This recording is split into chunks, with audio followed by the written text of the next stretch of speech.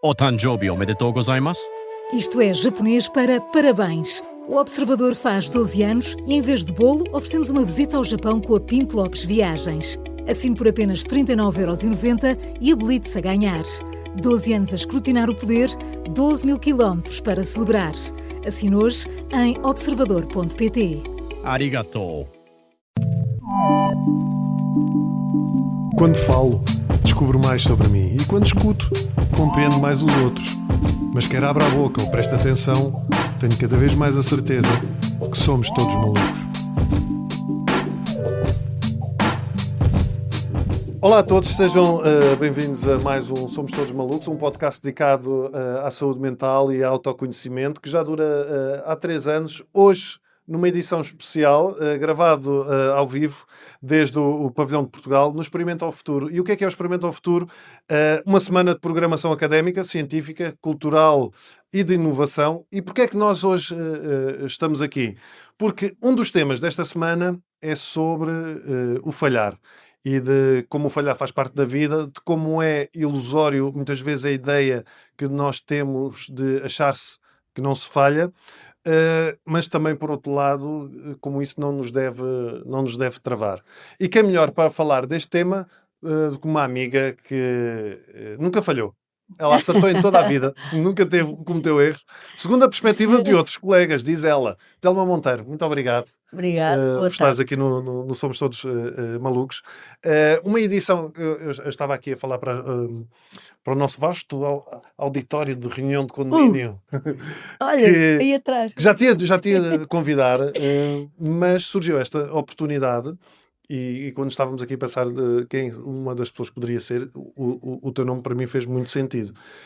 E depois na reunião nós falámos logo um bocadinho sobre esta ideia do falhar. E é verdade, tu nunca falhaste. Segundo a ideia que tu tens na tua cabeça, que os teus colegas acham que tu nunca falhaste? Não, já falhei.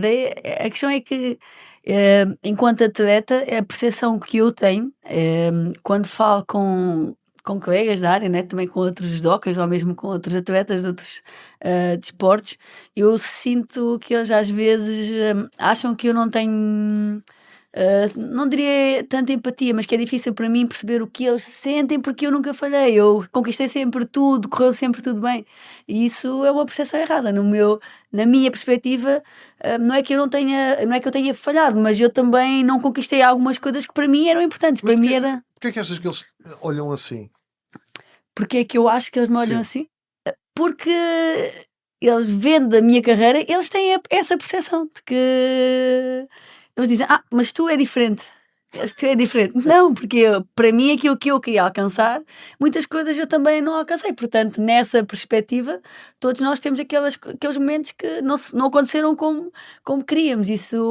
Essa percepção de que as pessoas não falham não é real. Já todos falhar, mas também ao mesmo tempo, que é isso que também estamos aqui a fazer, não é? O que é falhar? É um bocado subjetivo.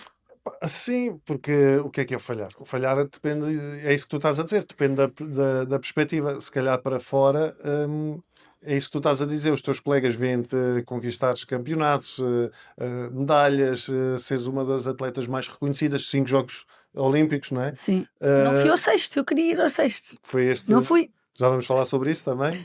Mas lá está. Eles olham para isso e veem, irrepreensível. Mas tu é que estás lá.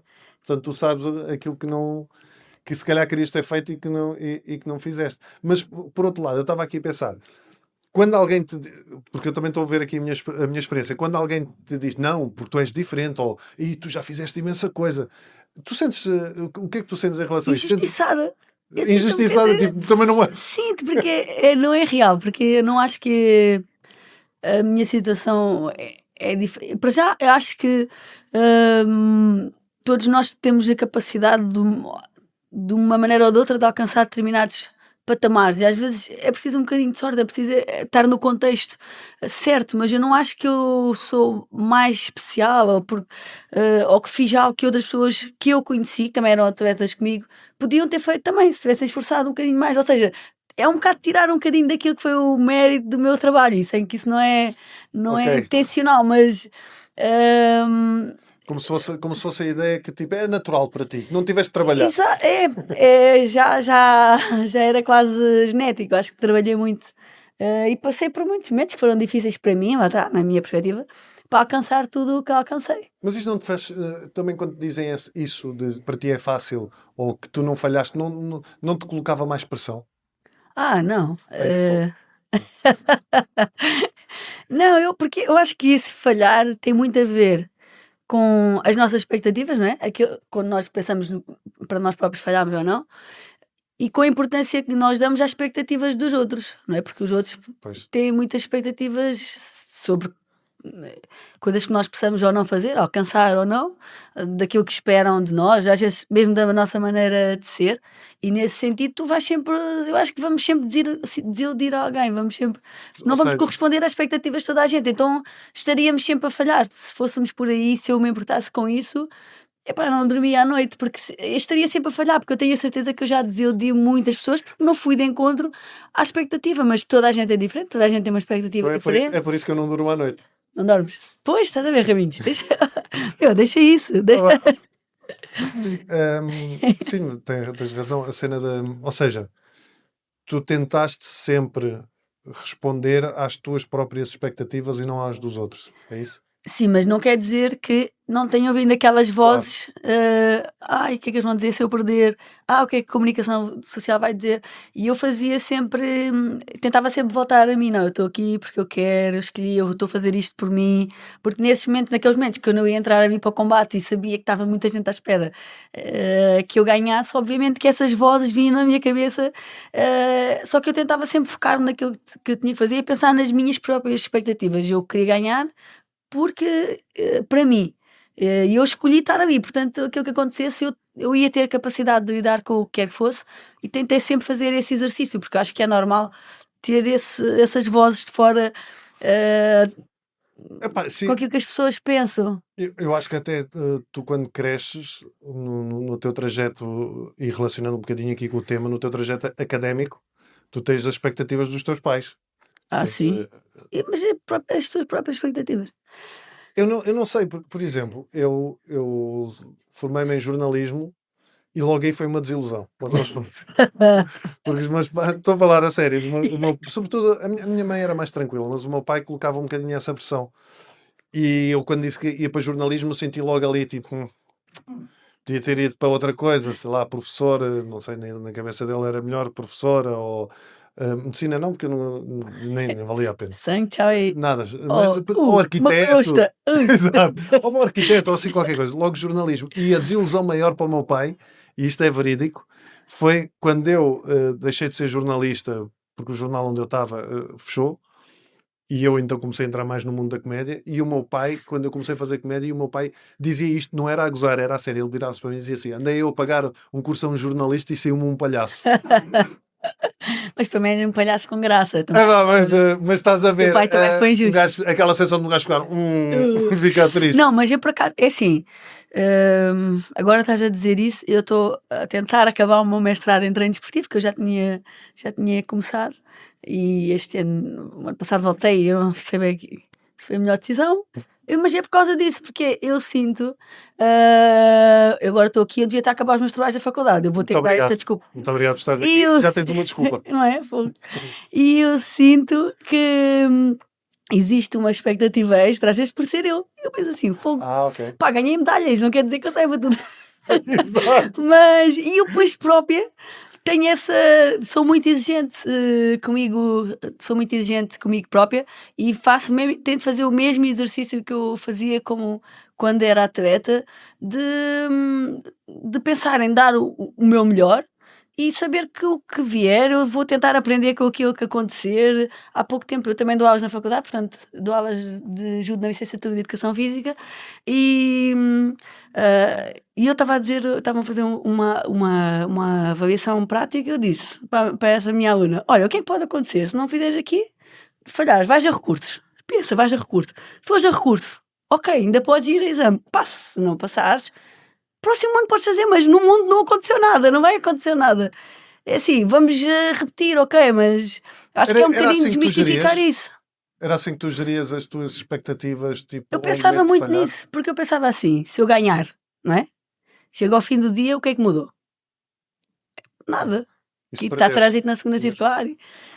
E se eu perder, o que é que mudou? Às vezes eu pensava, ok, se eu perder, não se vai acrescentar alguma coisa. Se calhar não vou ganhar mais, não vou ganhar o prémio, não vou ganhar, não vai haver tanto mediatismo. Mas eu não sentia que Mas o mundo continua. exato, porque eu tentava sempre fazer este exercício de que daqui de onde eu estou, se eu perder, eu não vou para baixo. Vou ficar aqui e o mundo também não vai mudar. Eu tentava sempre pôr as coisas em perspectiva, mas obviamente que não é fácil. Mas eu tentava fazer esse exercício. O que é que vai mudar? Eu vou ganhar. Olha, e eu quero dizer que eu agora, quero dizer isto, porque eu agora terminei a minha carreira, portanto quero falar de uma posição. A minha carreira terminou e eu fico muito feliz com tudo o que eu ganhei. Olha, se calhar não tinha ganho tantas medalhas, não estava aqui a falar contigo, que era uma coisa fixe, mas se calhar também não ia ter passado pela cabeça que ia estar aqui a falar contigo, portanto também não ia ficar desiludida e portanto Sim. e a vida ia ter continuado. O que é que ia acontecer? Eu acho que Não é? é uma boa perspectiva. Aliás, por exemplo, a minha filha, sobretudo a mais velha, tem 15 anos e cobra-se muito na escola. Uma cobrança que nós, enquanto pais, não fazemos. Pá, eu já lhe disse, ela estuda imenso, tem boas notas, mas eu já lhe disse, pá, eu espero que um dia tenhas uma negativa. Pois, eu percebo. Para perceberes que não acontece nada. Pois é E isso. que não eu é o percebo. fim do mundo. Mas é difícil encaixar isso. Uma cena que eu estava aqui a pensar e que me faz confusão nos atletas, mas obviamente é por eu não ter esse drive, esse foco, ou não ser e não ser atleta, é a certeza com que dizem que vão ganhar. Ah, epá, E isso faz-me um bocado de confusão, porque eu tenho muitos amigos que lutam, tu conheces alguns, e eles dizem, não pá, eu vou ganhar, e eu estou a dizer, sim, sim, sim, mas na minha cabeça está, mas pode não ganhar. Mas podes não ganhar. eu era assim. Às vezes tinha dúvidas, não é? Mas principalmente no início da. Pá, não foi só no início, muito, durante momentos da minha carreira, tinha muita certeza que ia ganhar. Não é que na realidade não pudesse acontecer eu perder, mas isso não estava na minha cabeça. Não, eu acho que os atletas não conseguem muito transmitir porque é que pensam assim, mas é um sentimento que tu tens de tanta certeza que tu aguentas que aquela certeza vais ganhar. Mas às vezes o que eu tenho é. Porque não quer saber se posso perder, não está lá. Não existe. Isso não, este cenário. Às vezes eu apanhava uma grande desilusão porque eu Pois pensava é, isso assim: é desilusão. eu não vi isto a vir. Mas é assim. Às vezes acontecia. também pode acontecer. O que é Não, isso? às vezes ficava em choque, às vezes ficava assim. Mas é assim, quando entrava, eu realmente acreditava. E às vezes até ia para os combates e quando eu não sentia aquela certeza, ixi.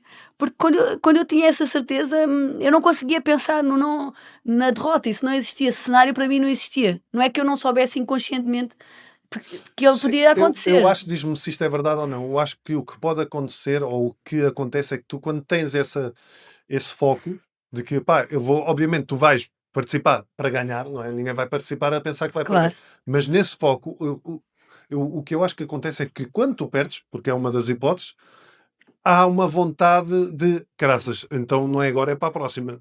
Pois é isso.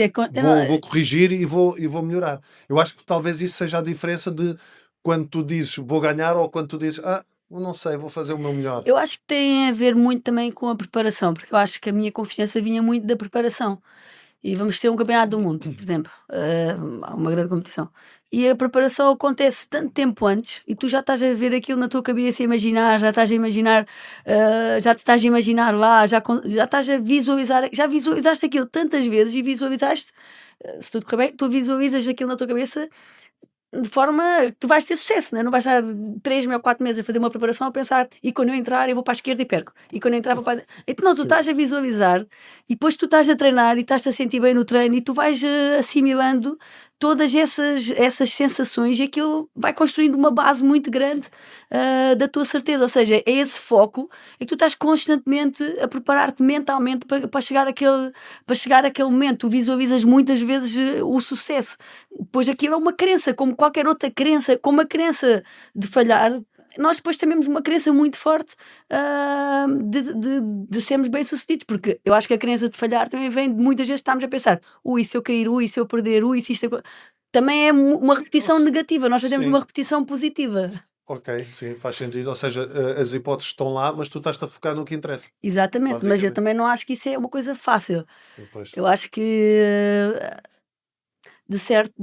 até certo ponto nós temos que nos ir expondo a contextos que nos metem em questão, que nos metem em situações de podermos não ser bem-sucedidos. Porque isso é que depois, às vezes, não consegues, outras vezes vais sendo bem-sucedido e isso também te vai dando confiança para estar nesses contextos em que tens que alcançar um grande objetivo e supostamente pode não Sim. acontecer. Tu lembras-te da primeira vez que... Tu lembras-te da tua primeira vitória? Lembro Tu da minha começaste aos primeira, 14, não foi? lembro da minha primeira vitória, já tinha para aí 15. A primeira vez que competi fiquei para aí em segundo, depois fui competir, fiquei em primeiro e aquilo era pool, ou seja, lutávamos todas contra todas. Eu perdi um combate, mas ganhei a competição. E E a lembro-me, sensação? eu já achava que ia ganhar, sabe? Então, Pronto, lá está. não, mas eu senti que eu confirmei, ou seja, Exato. é até. Ok. É porque não, deixa-me contextualizar, porque nós para sermos chamados à seleção tínhamos que ser campeões nacionais. Eu não tinha recursos financeiros para pagar, ou podias, se tivesse algum mérito, pagar para viajar. Eu não tinha essa possibilidade, então na minha cabeça não havia esse plano de. Eu tenho que Ou fazer seja, eu isto e também já pronto. treinei isso, já fui obrigada a treinar dessa maneira a minha mentalidade. Eu tinha que ser campeã nacional, a minha irmã também fazia ajuda, as minhas amigas. Nós tínhamos que ser campeões nacionais, que eu pensava, não, isto é o meu passaporte, eu tenho que ser. Então aqui era o primeiro passo, era quase uma obrigação. Então não me lembro de ter tido assim, uau, um grande êxtase. Foi, não, eu realmente sou a melhor, ganhei e agora posso ser convocada. E a primeira derrota? A primeira. Assim, a primeira que doeu mesmo. A primeira que doeu. Por acaso houve, assim, das primeiras que não conta sequer para o currículo, que eu fui competir no escalão acima e perdi com a minha amiga. E Continuam amigas hoje? a servir, sim. Já perdi um bocadinho o contacto, mas servir sim. Era a Sofia. E eu pensava, fogo, meu, a Sofia passa a vida a ver a telenovela e eu vou a treino todos os dias. E eu fiquei mesmo chateada por causa disso, que eu pensei, eu merecia mais ganhar. E mesmo, fiquei mesmo muito chateada de ter perdido. E isso é curioso. Esse sentimento de injustiça, não é? Muito. Eu fiquei, não estás a perceber, eu não tinha controle emocional aí ainda. Foi ali no pavilhão dos maristas, aquele caixote de bicho ainda deve estar a partido. Quanto tempo é que demoraste? Que idade é que tinhas? Tinha 15 ou 16, foi. Pois tu, ou seja, eras uma jovem adolescente. Como é que tu geriste? Como é que não geriste? Não geri, fui treinar. Pensei, não vou perder mais, nunca mais vou perder, eu sou muito mais forte, eu mereço. Ela fica a ver a novela. É isso, era assim. Mas quando é que tu começaste a perceber que se podia aprender com o falhar? Ou que o falhar era uma ferramenta? É assim, no meu primeiro ano de júnior, eu fui campeã nacional, ganhei alguns combates internacionalmente, até ganhei algumas competições, mas fui ao campeonato do mundo e perdi. Perdi e acho que fiquei nono, pronto. Aí é que se deu o clique, duas coisas, que eu podia ser muito melhor, tinha que treinar mais, fazer algumas coisas mais específicas, treinar mais e melhor. Mas isso foi uma aprendizagem, porque eu perdi, mas eu percebi, aprendi ali alguma coisa e isso mudou completamente. E eu percebi que tinha que sempre, de cada derrota, tinha que sempre tentar perceber porque é que eu estava a perder. Mas isso também foi um processo, não foi, ou seja, aí deu-se um clique, ok, mas foi um processo de entre ganhar e perder, entre aspas, não ganhar os combates da forma que eu queria. E foi uma aprendizagem para eu perceber que se em vez de estar a culpar toda a gente de eu perder, ou o árbitro, ou a minha adversária, ou coisas que eu não podia controlar, se eu me focasse mais naquilo que eu podia controlar, que eu podia ter muito mais sucesso. Mas isso obriga-te a ser muito honesto contigo próprio, e às vezes seres Sim. muito honesto contigo próprio Custa. é dizeres que a pessoa que está à tua frente foi melhor que tu. E isso Mesmo, dói. mesmo que veja novelas. Isso dói porque isso é tu olhar para o espelho, não é ninguém a dizer e tu a discordar. Não há nada mais cru do que isso. Sim, eu estava aqui a tentar estabelecer um paralelismo. Eu, por exemplo, quando comecei a fazer comédia, eu não sei se tu sempre desfrutaste da tua carreira ou houve uma altura que tu começaste a não desfrutar e simplesmente em busca de resultados.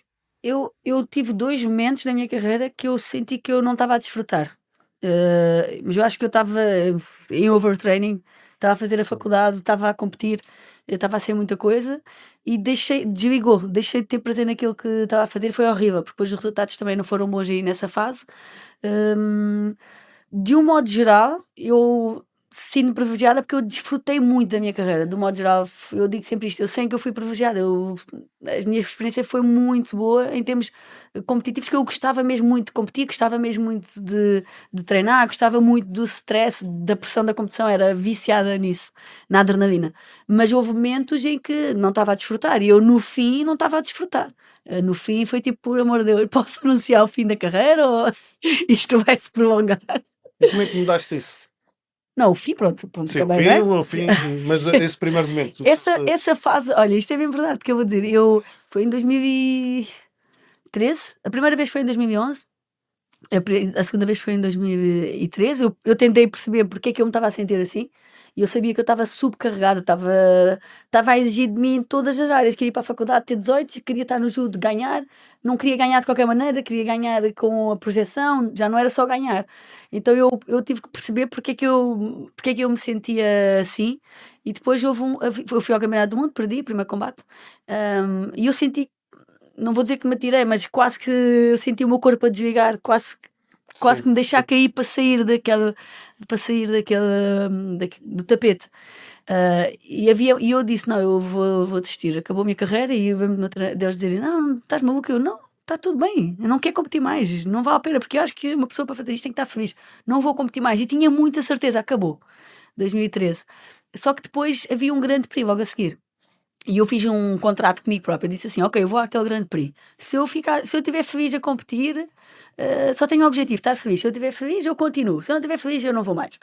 E eu senti-me muito bem, porque eu acho que eu priorizei estar descontraída, focar-me em fazer o meu melhor, e realmente eu queria mesmo desfrutar da competição. Eu mesmo passei a competição toda a fazer aquele. Tu tinhas que cortar as frutas, não é? Como é que aquilo se chama? Ninja Fruit. Ninja Como é que Fruit, era? sim. E acabei por tirar uma medalha, mas não foi a medalha. Eu senti-me mesmo feliz e pensei: ok, o chip mudou, eu posso continuar. Isso também tem a ver com a idade. Achas? Não achas? Eu acho que sim, porque Com a maturidade tem a tu vais ver ganhando. com tu teres muito autoconhecimento. É isso, tens muito esta autorreflexão, porque eu primeiro tentei perceber de onde é que aquilo vinha. Tipo, é válido, mas o que é a base desta insatisfação? Eu ajudo a eu estar subcarregada, e eu percebi isso. Portanto, eu acho que nós temos sempre que tentar encontrar a origem daquilo que nos deixa insatisfeitos. Pá, por exemplo, na faculdade, eu não desfrutei nada. Tipo, para mim, a faculdade foi estudar só. Porque era a cena tipo, tenho que despachar isto em 4 anos e tenho que ter boas notas. Pá, e então eu olho para trás e tipo, não saí à noite com os meus colegas, não andei nas tunas, não andei em grupos, não fiz teatro, não fiz. E coisas que eu até curtia, mas não fiz nada por isso. Tipo, não era capaz de. E lá está, de desfrutar. Eu acho que houve uma altura na minha carreira uma altura, foi muitas vezes, mas que eu era muito exigente. E quando me perguntam o que é que eu mudaria, ou se eu me arrependo, eu não me arrependo de nada. Mas eu mudaria desfrutar ainda mais Do processo. do processo e de quando eu realmente tinha bons resultados. De desfrutar mais, não ser tão autocrítica. E eu acho que isso também se aplica Sim. aos estudos e também se aplica à faculdade. Mais uma vez, meus alunos fizeram o teste. Quanto é que tiveste? Quanto é que eu tive? Acho que era 17 qualquer coisa. Ou seja, era uma boa nota, mas a pessoa está sempre a exigir mais, sempre a exigir mais. Isso não é saudável, não é? Isso aí traz uma sobrecarga que se vai acumulando, porque depois estão sempre à E uma procura. desilusão constante. Uma desilusão constante, porque quem é que vai ter 20? Temos de ser realistas, não é? Vão lá 20, mas assim, constantemente. Eu uma vez, no secundário, a professora não me deu 20, eu, tipo, num teste, era uma disciplina que se chamava Comunicação e Difusão. Eu tive 19. E eu fui ver o teste, estava tudo certo. Aí eu assim, onde é que eu errei, caraças? E fui ter com a professora: professora, porquê é que eu não tenho vindo? Eu não tenho nada errado. E ela virou-se assim: é para os outros não ficarem tristes. Eu não sei, Ei. anda lá, estudassem mais, caraças. que é que eu tenho a ver com isso? É assim, acho que mais vale ter um 18 do que ter um 19 e depois a pessoa fica a isso. Era só mais um. Tirava ao menos isso, dava-me Só um mais 18. Mas eu percebo isso que tu estás a dizer. E eu senti, por exemplo, isso na comédia. Eu, quando comecei a fazer comédia, como desconhecia o mundo da comédia, desfrutava muito. Pois, Tudo era giro. Estar com malta, ria-me com a outra malta, com os meus amigos, com malta que não conhecia, ficava a perceber como as coisas funcionavam. À medida que fui ficando conhecido e fazendo mais trabalhos e as pessoas iam-me conhecendo, comecei a acusar a pressão. Tipo, eu tenho que ser bom, tenho que ser bom, tenho que correr bem, tenho que correr bem. Pá, e às vezes, e porque é que eu me lembrei disto? Porque é aquilo que tu estavas a dizer. Eu tinha que ser sincero comigo. Às vezes não corria bem, meu, porque é normal, é um trabalho. claro. Às vezes, ainda por cima é uma coisa que trabalha muito também do Também ponto de ser vista. engraçado. Sim, e às vezes não é só Depois ser diz aquela piada e a engraçado, pessoa dizer não a ri. piada e a pessoa não ri, e dizer daquela maneira e na tua continuar. cabeça funciona e depois vais lá e não funciona. E eu tenho que continuar a dizer o texto à mesma, porque Pois. aquilo tem um encadeamento. E um gajo chegar ao fim, em vez de entrar naquela frustração do sou um merdas, não presto e não sei o quê, eu tive que fazer essa mudança do chip de tipo, meu, é um trabalho como outro qualquer. Há dias que não vai correr bem. Em vez de estar com essas merdas, aproveita e tenta perceber o que é que correu mal. E isso ajudou-me um bocadinho. Tu nunca tiveste essa voz do tipo, sou um merdas, não presto? Assim. Assim, a voz do Raminhos. Exato, a minha voz. Nunca tiveste eu com a minha voz no teu ouvido. Raminhos, para! Não prestas. Raminhos, para! Eu não sou uma merda. Não, eu acho que é. Eu acho que não deves ter tido. Não tens Opa, nada disso. tem. Não, é assim, não estava. Tens uma merda. Mas. Lá está, eu acho que, não sei, não acredito que nunca ninguém tenha passado por isso de. Eu sou muito exigente comigo própria, quero sempre, eu acho que sempre posso fazer melhor. Eu acho que sempre, tudo posso fazer melhor. Então, eu dou aulas, estou no mestrado, dou treinos, dou palestras e eu acho que sempre posso fazer melhor. Então eu tenho que sempre. Sim, mas como é que geres isso para não entrares nessa loucura de ok, eu acho que o poder fazer melhor pode ser saudável, mas como é que tu fazes para não entrar na Eu loucura começo, da pressão? não, eu começo a pensar que estou a fazer o melhor que consigo e que às vezes não vou conseguir ser tão boa como eu gostaria na minha percepção. Eu não vou conseguir ir de encontro às expectativas que se calhar podem ter de mim, mas isso acontece-me também. Agora, mais fora do judo, eu estou a aprender a viver outra vida. Pois é, É diferente. é verdade. Eu estou a aprender a procurar ter sucesso, entre aspas, não é? Noutros contextos, então é uma aprendizagem. Quem é a Telma Que é a Monteiro Telma? após o judo? Olha, então, mas é muito interessante porque eu quando deixei de ser atleta de alto rendimento, né, há 1 ano e meio, e eu pensei, eu vou dizer uma coisa, não sei se conseguem entender, mas eu pensei assim, qual é que é o objetivo das pessoas normais? Exato. E agora? O que é que eu faço? Porque assim, o meu é assim, eu olho para o calendário, né? O calendário sai todos os anos, Campeonato da Europa, Campeonato do Mundo, World Masters, Jogos Olímpicos 4 em 4 anos, Grande Prix, Grande Slams. E foi isto durante quantos anos? 24, e eu olho para aquilo e pronto, eu tenho que me preparar para aqueles, mas os objetivos estão lá e agora aquilo não está lá, o que é o meu objetivo agora? Então isso tem sido um desafio engraçado. Eu acho que relativamente a isso eu já me sinto muito mais tranquila, porque no início eu pensei, não, eu tenho que ter um objetivo. Não, eu também, o meu objetivo agora é ter um objetivo. Pronto, é esse o objetivo. O meu objetivo agora é encontrar alguma coisa que me deixe feliz, é tentar perceber de tudo o que eu faço aquilo que me faz sentido continuar, ou aqueles projetos que vou ter que deixar de lado. Mas isso portanto, é diferente, é adaptar esse contexto de atleta à vida normal, entre aspas. É um desafio. Tu sabes, tens colegas teus que eu também lembro de alguns lá no Benfica de modalidades, mas isto é transversal a todos os clubes. O fim de carreira é muito complicado, É muito complicado. porque é isso, é um vazio. Há aqui duas coisas. Eu fui, até nisso eu tive sorte, entre aspas, porque eu fui muito feliz no meu fim de carreira. Eu queria terminar a carreira, não queria competir mais. Lá está, não queria mais ser melhor que ninguém, não queria ser a melhor do mundo. Está bom ser a melhor da vida de casa, então, a vida da minha rua, está ótimo. Já não queria mais essa sensação. Portanto, o fim de carreira para mim foi uma coisa positiva. Ou seja, deixares aquilo que estás a fazer foi uma coisa positiva. Depois vem o outro lado, tu tens de tentar perceber o que é que queres e acho que estou bem, estou nessa fase de tentar perceber aquilo que realmente me faz feliz.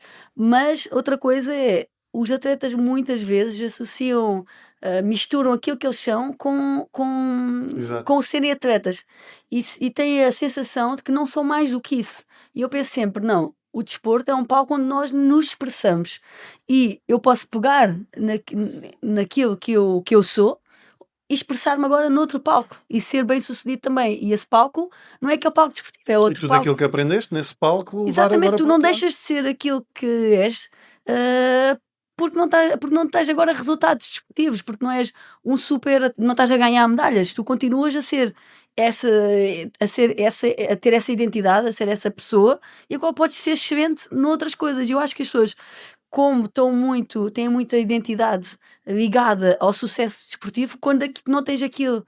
É o backstage, não há as luzes, não há. Eu costumo dizer que é um bocadinho o dia a seguir aos Jogos Olímpicos, quando tu não ganhas, horrível, horrível. Já passei por isso. Aquilo é assim, tu vais, qualifiquei para os Jogos Olímpicos, toda a gente celebra, qualificaste para os Jogos Olímpicos, dás um montão de entrevistas e patrocinadores, tens uma atenção, e para a maior parte dos atletas não estão habituados, né? Porque Sim. ninguém sabe que os atletas existem, e mesmo de 4 em 4 É anos. só de 4 em 4 anos Então é de que repente aparece. tens toda a gente a falar de ti e toda a gente sabe que faz aos Jogos Olímpicos, tens aquela atenção toda e estão a celebrar ir aos Jogos Olímpicos, qualificaste. Depois perdes, sentes uma merda, ok? E não tens atenção nenhuma, não há patrocinadores, as câmaras, tchau, cais na sombra, é imediato. Isso também não achas isso super injusto? É muito injusto e isso é duro e é mais duro porque tu te identificas só com aquilo. Isso é muito duro. E isso acontece, eu acho, no fim da carreira, porque as pessoas, como se identificam tanto como sendo só atletas, Exato. quando acaba, tipo. Exato, e se alguns desses atletas tiveram alguma atenção, essa atenção desaparece, esse mediatismo desaparece todo, e agora quem é que eu sou? Exatamente. E isso que eu gostava tanto que os atletas, eu sinto que falta muito nos atletas, é perceberem: epá, és incrível na mesma.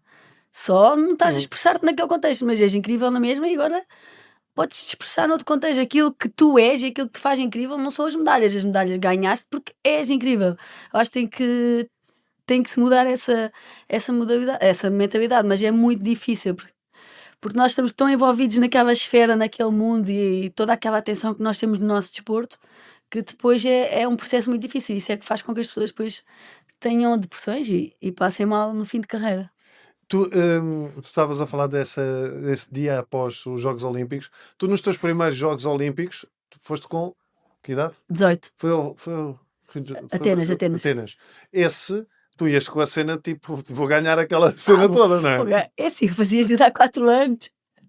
Eu fazia a mínima ideia que era bem estar nos Jogos Olímpicos, não é? Eu qualifiquei-me para os Jogos Olímpicos nos últimos meses antes dos Jogos Olímpicos, não era suposto eu ir. De repente ganhei o Nacional, fui às provas internacionais séniores e de repente começo a ganhar. Portanto, a minha percepção é: uou, eu sou muito boa, isto até é um bocado fácil para mim.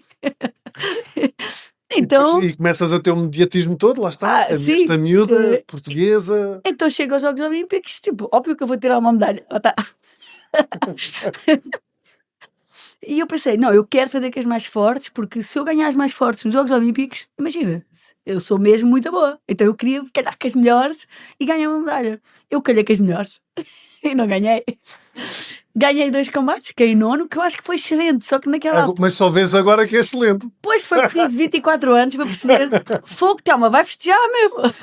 Não era. Porque isso é muito importante, tu também passares a mensagem certa, porque eu fiquei em nono, tinha 18 anos, fazia judo há 4 anos. Estive a disputar o ponto de ouro, que é o prolongamento dos combates, com as melhores judocas do mundo, já eram medalhadas mundiais e campeãs da Europa, e eu estava ali quase a ganhar. Perdi por pouco, vamos dizer assim. Eu gostava de ter percebido isso, porque eu também gostava de ter passado essa mensagem. As pessoas Mas não te criticaram. disseram isso? Os teus treinadores não te disseram isso? Pá, talvez o meu treinador. Mas tu estavas assim, lá. Mas depois a comunicação social também passou aquilo como se eu tivesse perdido. Isso aí arranha, perdi. Foi horrível. Mas é engraçado, eu ouvi-te a falar nisto, e tu demoraste esse tempo todo a perceber, isso também tem a ver com a maturidade, E se calhar tu às vezes atletas novos que também fazem grandes prestações e que dizem que epá, fui uma porcaria e tu estás a ver exatamente o oposto. Estás a ver Exato. mesmo, tu foste incrível. Só que é uma grande diferença entre aquilo que te dizem, aquilo que tu ouves e aquilo que realmente tu interiorizas e assimilas e consegues sentir, né? Às vezes as pessoas estão-nos a passar essa mensagem, mas aquilo que tu acreditas é muito forte, aquilo que está na nossa cabeça é muito forte. Portanto, é um processo difícil. Tu estavas a falar Eu acho que o mundo do desporto, independentemente das opções que nós tomamos na vida, na nossa área profissional, é um mundo super injusto, porque é isso. Porque tu passas de besta a bestial tipo em menos nada. É aquilo que tu estavas a dizer. Foste para os Jogos Olímpicos, és a maior, perdes.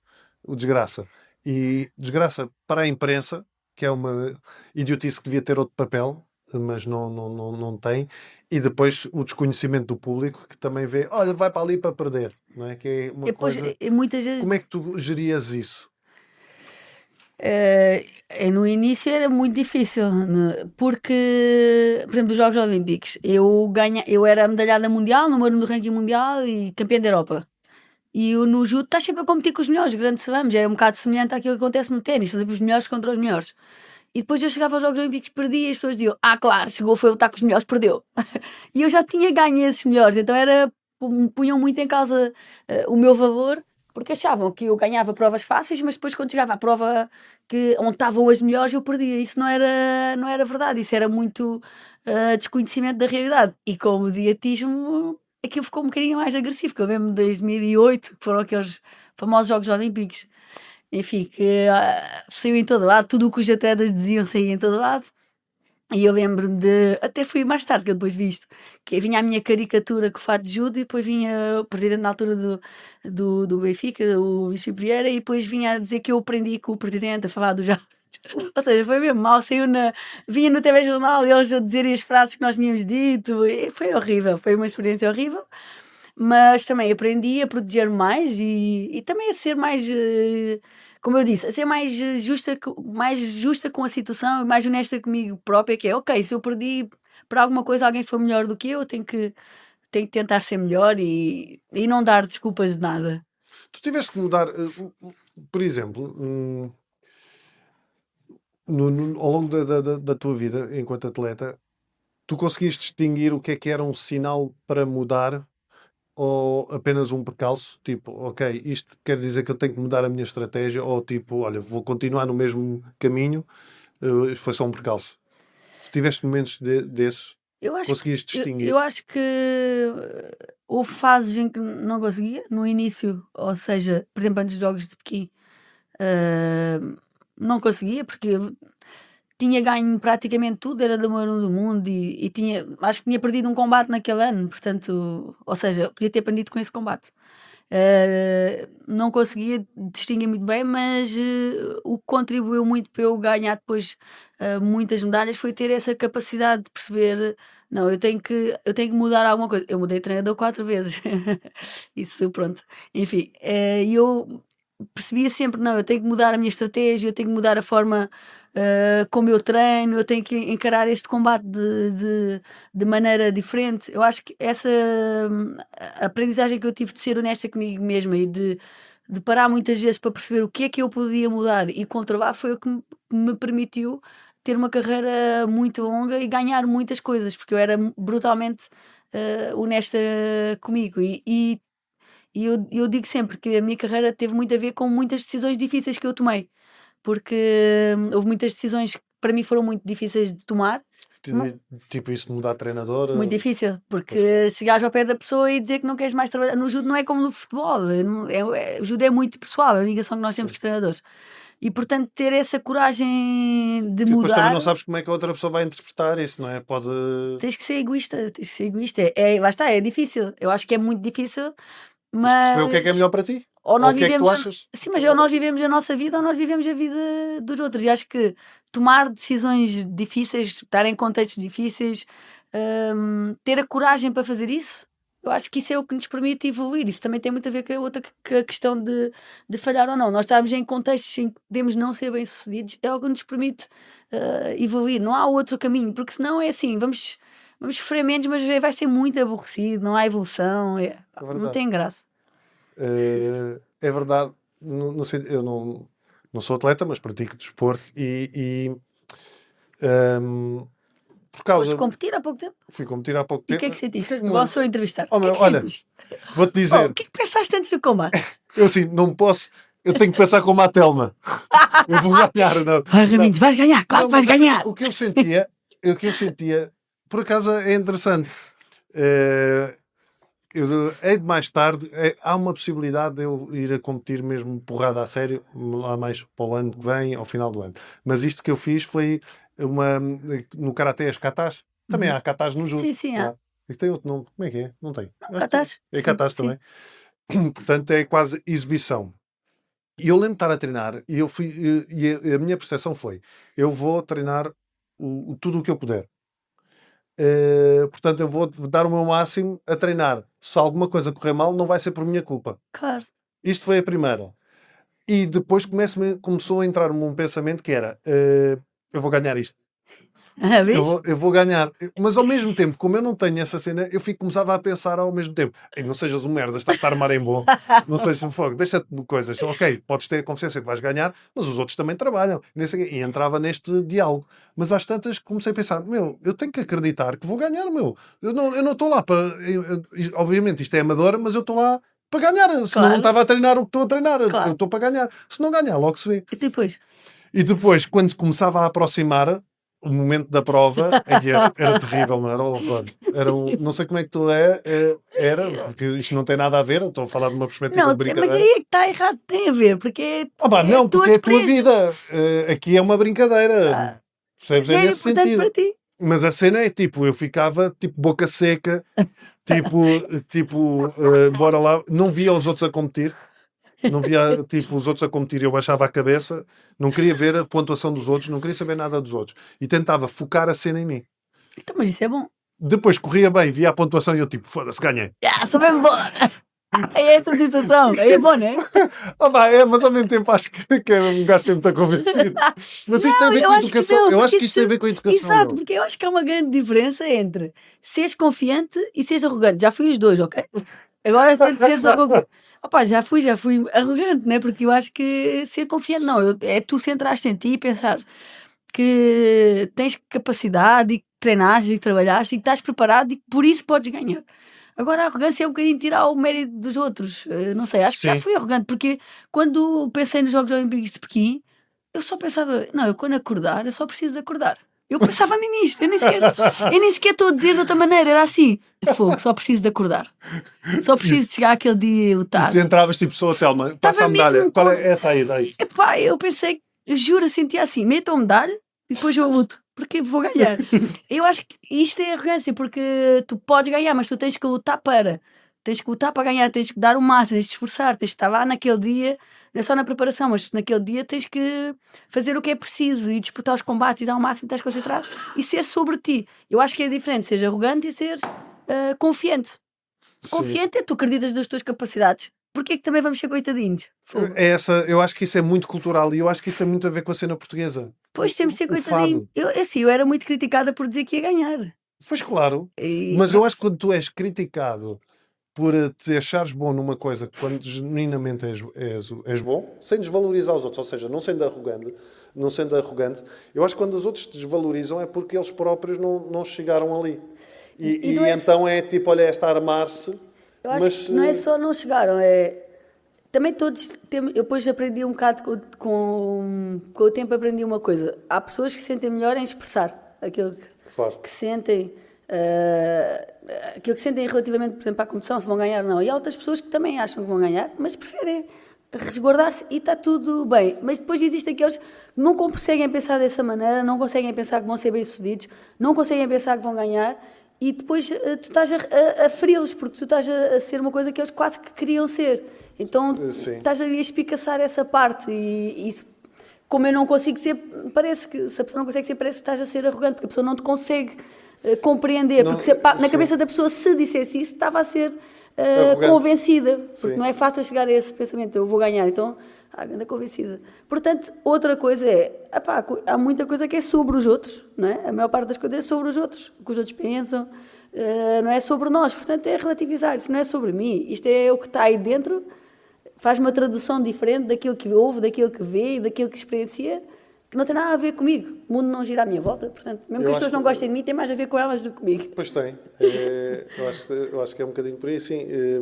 E isso é um bocadinho o que se passa, lá está, com a comunicação social e com o público em relação ao desporto, que é verem os atletas confiantes, mas como eles não são atletas, não são atletas, não compreendem que aquilo provavelmente não é arrogância, é simplesmente o saber do trabalho que se faz e também projetar a sua própria confiança no trabalho que tem vindo a fazer. Uma pessoa ir para um momento de stress e de ter que conquistar algo. E ainda a pensar com dúvida, que vai ser exato. Sim, horrível. é isso que me aconteceu. E houve uma vez, eu ganhei 2 vezes, e houve uma vez que fiquei em segundo lugar por 0.1. Aí foi mesmo, tipo, e eu disse na cara do gajo que ganhou, que era meu amigo, tipo assim, foda-se.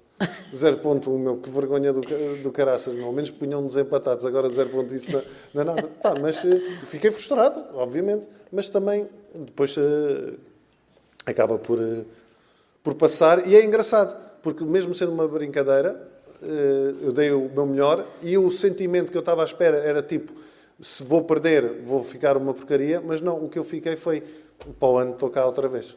É isso, é motivação, Que é estúpido. resiliência. Não é. Não, estou a brincar.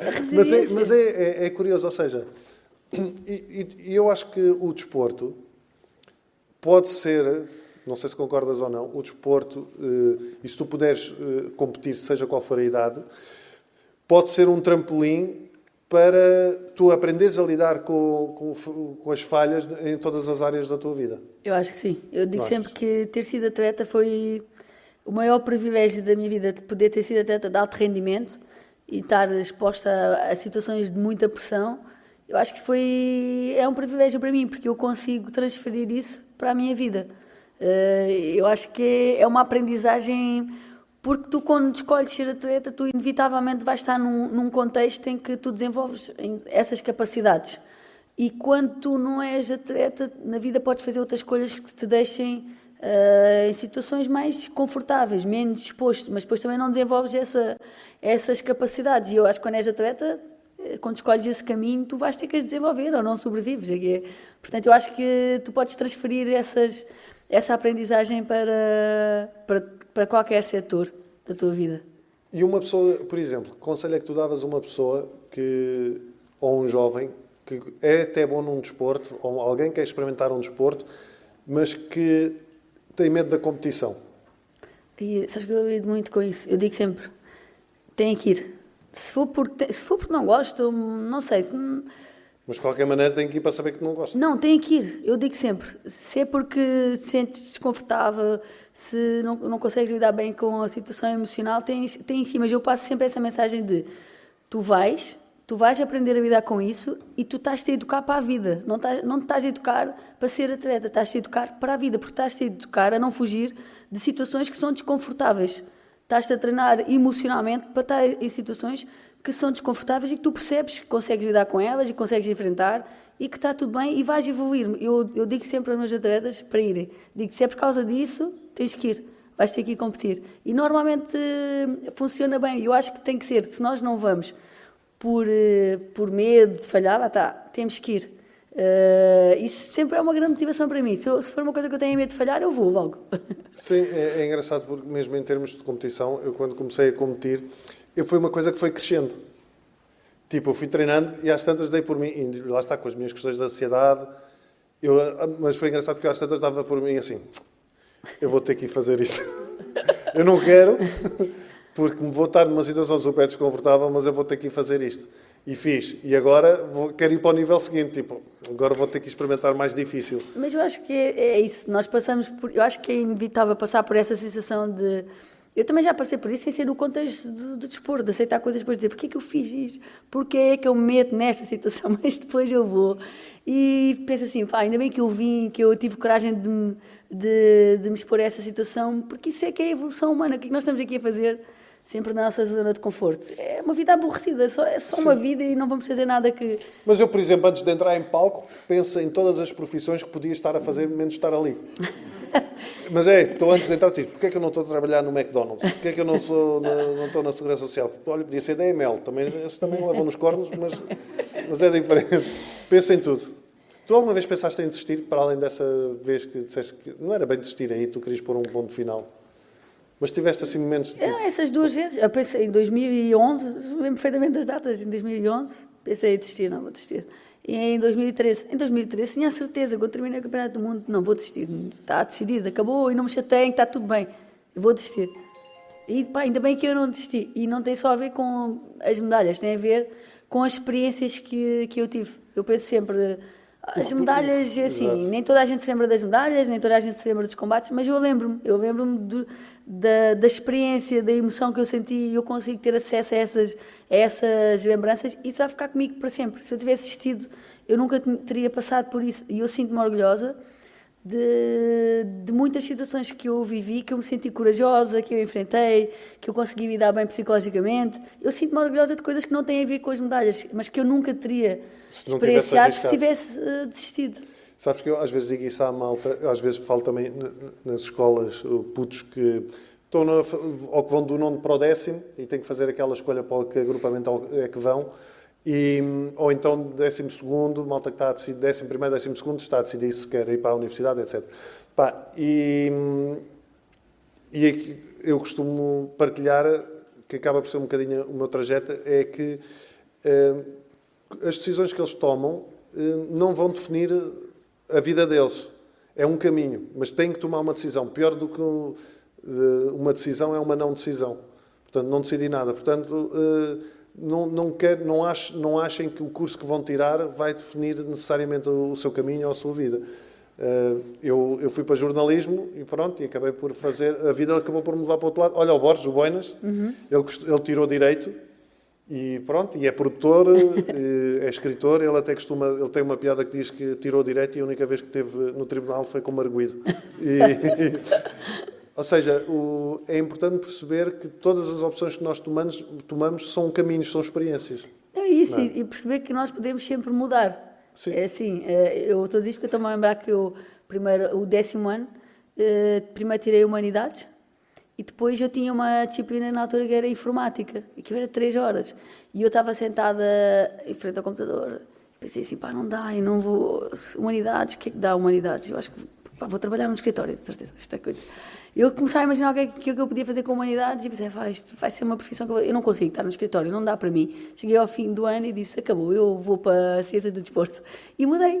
Tinha passado já para o 11º e lembro-me de dar o formulário à senhora e a senhora dizer, agora vais fazer tudo outra vez? Eu não consigo estar em Humanidades. Lá está, mais uma vez, ter essa coragem de mudar, mas é compreender, ok, mesmo que a pessoa termine o curso, nunca há perda, porque há sempre conhecimento e há sempre tempo de mudar na vida. Tantas histórias que nós sabemos de pessoas que não estavam a fazer coisas completamente diferentes. Não foi o agente do Ronaldo, estava a vender cassetes aos 30, eu já vi essa história. E agora, quantos milhões é que ele tem? Nós podemos sempre mudar. Sim, podes sempre mudar. E quem sabe, às vezes tu podes estar num curso e não sabes o que é que o curso vai dar, mas de repente entras no grupo de teatro da faculdade e percebes que o que tu gostas é teatro. Não, mas é uma coisa que estavas a dizer que é verdade, que nós temos de tomar a decisão. Tens de tomar uma decisão. Porque até para saber para que direção é que vamos, para onde é que vamos mudar, nós temos de estar em algum caminho, é parar de dizer que... Um bom exemplo havia uns livros, eu quando era puto não curtia muito ler. E os únicos livros que eu gostava de ler eram uns livros que eram aquilo chama-se livros-jogo. Não sei se sabem que é uns livros que tu tens um dado e basicamente tu és a personagem do livro, aquilo está escrito em discurso direto e tu lês, vais pelo castelo, não sei o quê, e agora vais para a porta, tens 2 portas, vais para a porta do lado direito, vai para a página não sei quantos. Se fores para a porta do lado esquerdo, vai para a página não sei quantos. E é como no livro, se tu não tomares decisão, tu não vais acabar o livro, vais ficar na mesma página. É verdade. Portanto, independentemente da escolha que tu fizeres, vais ter que fazer uma. Eu ia-te perguntar, em relação à tua família, que importância é que a família e amigos têm nesse processo Do falhar, das decisões, disso tudo? Eu acho que Na minha família, nenhuma. a minha família nunca me disse o que é que eu tinha que fazer, portanto eu fui um bocadinho livre nas minhas escolhas, tive muita liberdade naquilo que queria escolher. Os meus amigos sempre me apoiaram, tipo, ainda tenho amigos da infância, de quando tinha 12 ou 13, também não tenho muitos, mas ainda tenho amigos desde essa altura e os meus amigos sempre me apoiaram, portanto eu acho que o mais importante é isso, nas amizades, na família, as pessoas serem honestas, mas apoiar, porque a pessoa tem que tomar a decisão, no fundo, que a faz feliz. E eu sempre tentei tomar as decisões que me faziam sentido de mim e que me deixavam feliz. Eu estou a ser injusto, obviamente. Na minha família era sobretudo a minha mãe. Agora sentiste culpa. Senti. A minha mãe, sobretudo a minha mãe sempre me deu muita liberdade também. O meu pai, pronto, era mais reservado, mas a minha mãe sempre sentia essa liberdade de escolha. Nunca tive... Eu lembro perfeitamente a primeira vez que eu percebi que colocava pressão demasiada em mim foi quando eu, num teste de matemática, pá, e no 7º ano, eu tive negativa. E é um teste normalíssimo. Eu passei mal no 7º ano e eu lembro da minha mãe ver a nota, eu não me lembro quanto é que tive, tinha 2, não me lembro de um não satisfaz, uma coisa qualquer, e a minha mãe dizer-me, está tudo bem, não há problema nenhum, faz parte. Pá, e eu, tipo, como assim faz parte? E foi a primeira vez que eu tive a ideia que realmente tu podes, tipo... Eu acho que é inevitável nós não sermos bem-sucedidos, muitas vezes. Acho que é inevitável, portanto claro. É uma questão de aceitar. Sim. E o trabalho mental para ti é importante ou não? Ao longo desta tua carreira toda? Sempre foi importante? Foi um trabalho que fizeste com psicólogos, que fizeste sozinha? Eu, em determinada altura da minha carreira, dos Jogos Olímpicos de 2012 para 2016, fiz porque foi quando eu parei para pensar, ok, mas eu ganho medalhas em todas as competições, porquê é que eu não ganho uma medalha nos Jogos Olímpicos? Tipo, o que é que eu posso fazer? O que é que está a faltar em mim? O que é que eu não estou a fazer? E então, uma das coisas que eu pensei foi, ok, eu não preciso de um psicólogo, está bem? Mas, já que eu não trabalho com psicólogo... Claro. Não preciso de um psicólogo, mas já que eu nunca trabalhei com psicólogo, vou experimentar, porque assim eu tinha a certeza se fazia diferença ou não. E a verdade é que eu fui um bocadinho para o psicólogo, com a psicóloga na altura, com essa atitude mais direcionada para o desporto, e depois falava de muitas coisas que não tinham a ver com o desporto, mas que influenciavam, obviamente, depois na minha... Afinal, precisavas. E afinal precisava, claro. Psiquiatra. E ajudou-me muito, porque eu acho que sempre fui uma pessoa que fez muita autorreflexão e tentei sempre ter o máximo de autoconhecimento. E ter feito esse trabalho ajudou-me muito também a direcionar-me, a guiar-me e a ter uma perspectiva diferente das coisas, como lidar com as pessoas, como comunicar. Às vezes eu esperava para ficar muito chateada para depois comunicar e isso interfere muito na relação com o treinador. E eu acho que ajudou-me bastante. E depois, fora isso, depois mudei de psicóloga, enfim, a vida. Agora não tenho ido, por acaso é uma coisa, eu tenho que ir. Mas estava a ir. Há aqui psicólogos na sala. Eu tenho que ir. E eu estava a ir e eu gosto bastante. Às vezes só para ir lá e alguém ouvir sem... Sim, sem julgamento. É isso. Porque é alguém que está de fora, que não te conhece, não é do teu círculo de amigos. Eu acho muito importante. Eu conheço imensa gente que vai psicólogos exatamente não é que sinta que tenha questões a resolver, mas porque precisa de uma perspectiva diferente. Exato. É uma ferramenta de trabalho, de tu poderes... Aos meus amigos, eu digo sempre, pai, olha, desculpa, mas isto é mais barato do que o psicólogo. 1, 2, 3, e conto também uma história, até ligo para estão sempre a gozar comigo, que eles dizem que eu tenho um circuito. Né? Ligo para isto aqui aconteceu, olha, é verdade, isto aqui aconteceu, que é para não cansar. Desligo. Depois fazer 3 ou 4 telefonemas, está fixe, já me sinto melhor. Se tu pudesses voltar atrás e dizer uma frase à pequena Telma antes de uma competição, antes das primeiras competições ou de uma grande competição, o que é que tu dirias? Não, eu ia lá mais atrás, quando eu era mesmo muito pequenina, e dizer assim, está tudo bem, não tenhas medo, vai correr tudo bem. Tu vais ter muito orgulho em ti, podes ter muito orgulho em ti. Eu disse isso. E o que é que gostavas de dizer a quem nos está a ver e a ouvir que tem medo de falhar?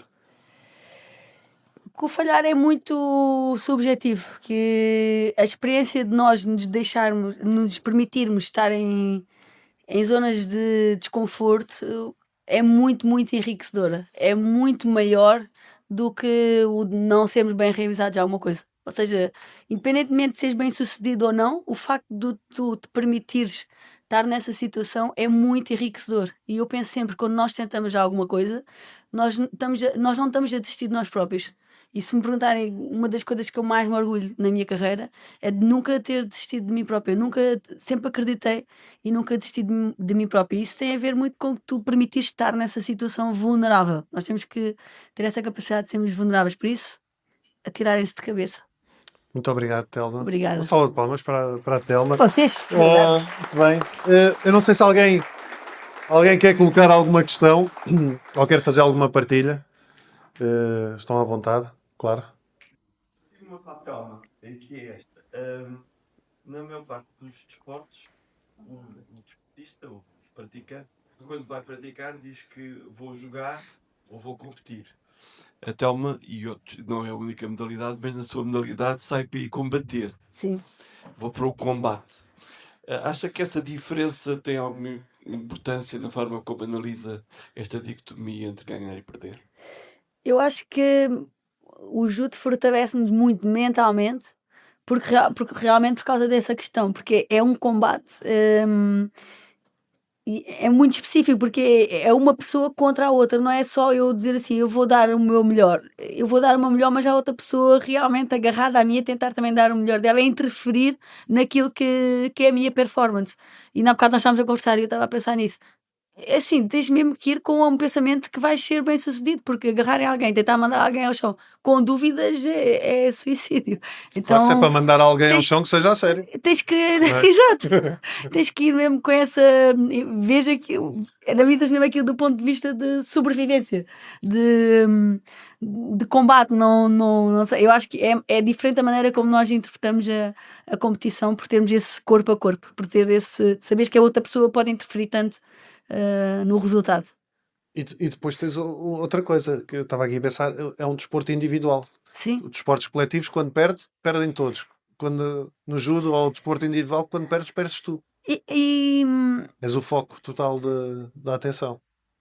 quando, sim, e é a situação exato, de tu ires e estares exposto e vais cair, é uma coisa assim um bocado demasiado vulnerável, e o desporto individual tem essa questão de desportos de equipa, se calhar tu naquele dia não estás tão bem, alguém vai compensar com aquele esforço, ou consegues gerir o esforço durante alguns jogos porque resguardas-te um bocado, e no desporto individual tu não tens essa possibilidade, no judo também não tens essa possibilidade, portanto é um bocadinho agressivo. Eu pergunto aos meus amigos que lutam, eu pergunto, por exemplo, ao MMA, ou ao Muay Thai, ao boxe, tipo, o KO, levar um KO, apagar, qual é a sensação? E eles dizem que, tipo, a vantagem, pelo menos Não aqueles se que já lembram. aconteceram, a vantagem é não se lembrar.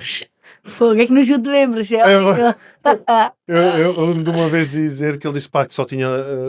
curiosamente, não, eu conheço, pá, um ou dois que levaram KO, perderam, todos eles já perderam, como é óbvio, mas porque é tipo só um ou dois. E eu lembro ele dizer, tipo, que foi estar e de repente não estar. E abrir os olhos, tipo, embora lá, e depois perceber, e afinal isto já acabou.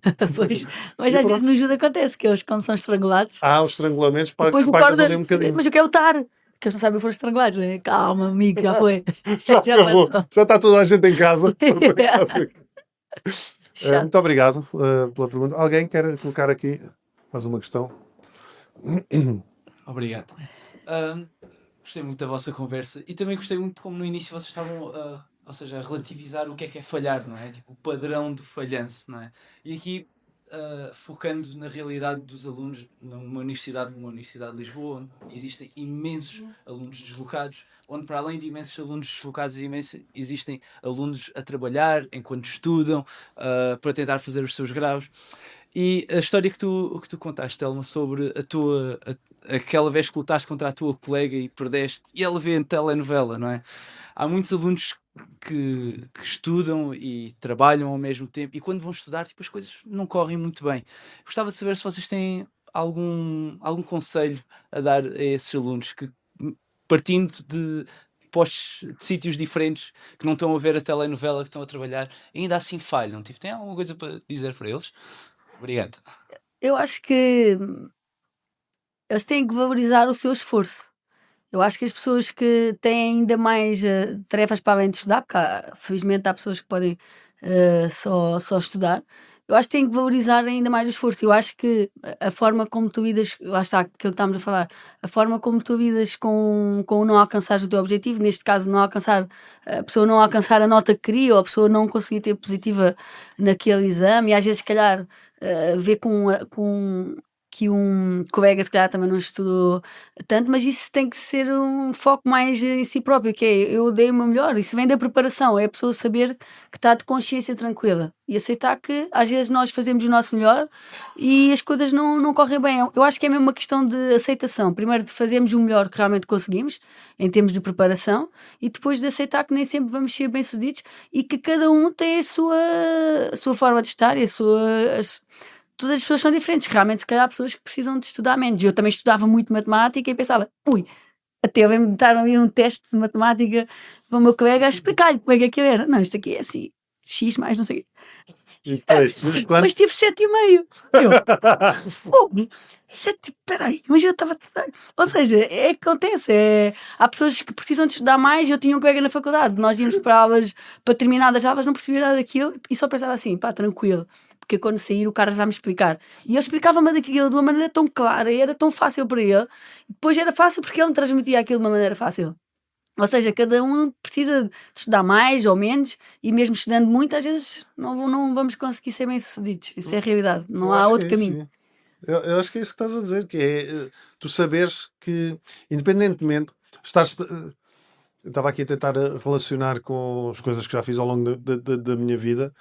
E é sempre, tu procuras fazer o teu melhor, não há outra maneira de fazer a coisa, acho eu. Tu tens que fazer o teu melhor e não pensar que o resultado vai ser sempre bom por causa disso. Mas tu eu, por exemplo, eu procuro fazer o meu melhor, seja quando treino ou ou quando estou a escrever algo e revejo, ok, estou a dar o meu melhor, não quer dizer que aquilo vai correr bem, mas eu sei que se correr mal, eu fiz o que tinha a fazer. E acho que a perspectiva é um bocadinho essa. Tu sabes que fizeste o que tinhas a fazer.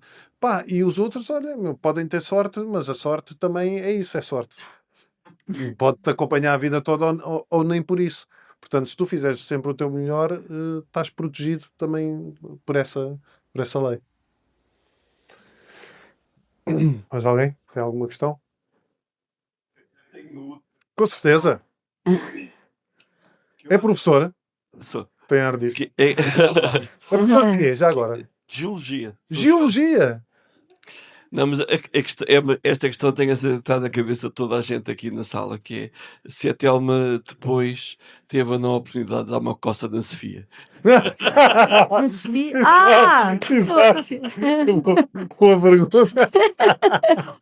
É assim. A Sofia das telenovelas. A Sofia. Depois acabámos por não competir mais. Olha que a Sofia vai ouvir isto. Não, depois continuámos a treinar.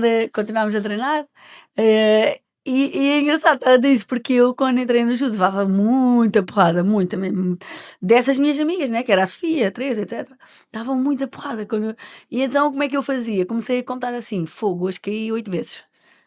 E ia contando aquilo, ia diminuindo, eu ia vendo a minha evolução e pronto. E o que é que aconteceu com a Sofia? A Sofia nós éramos muito amigas, não estás a perceber? E ela mandava-me contra as portas e dava ali a rebolar por todo lado pelo ar no treino.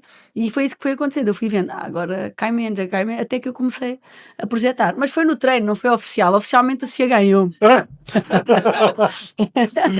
Bem, muito obrigado a todos. Obrigado, Telma, Obrigada. pela tua presença. Eu vou só encerrar esta sessão porque isto é o podcast do Somos Todos Malucos. Portanto, eu gostava de agradecer a quem está a ver no YouTube e a quem está a ouvir no Spotify, iTunes, Chromecast, Castbox, todas as plataformas de áudio. Todas estas conversas saem às quartas-feiras, um episódio com um convidado. Às segundas-feiras tem os episódios intermédios, que são pequenos episódios de 20 minutos, onde eu faço partilhas mais pessoais e também sobre a atualidade. Muito obrigado por estarem desse lado e até para a semana. Muito obrigado, Telma. Obrigada. Só palmas.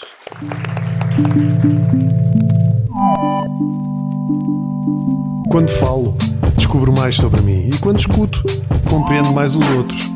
Mas quer abra a boca ou preste atenção, tenho cada vez mais a certeza que somos todos malucos.